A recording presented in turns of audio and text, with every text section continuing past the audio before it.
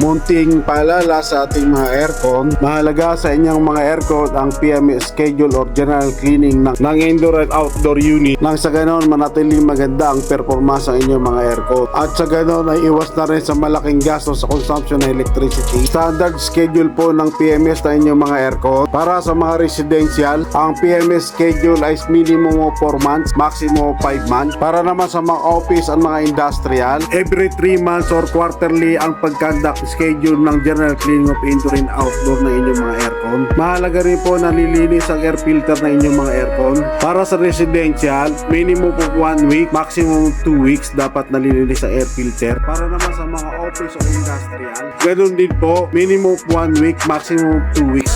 Napaka-importante po sa inyong mga aircon na maintain ang maintenance schedule nang sa ganun tumagal ang life expand ng inyong mga aircon. Hanggang sa muli, follow, like, and share. Maraming salamat.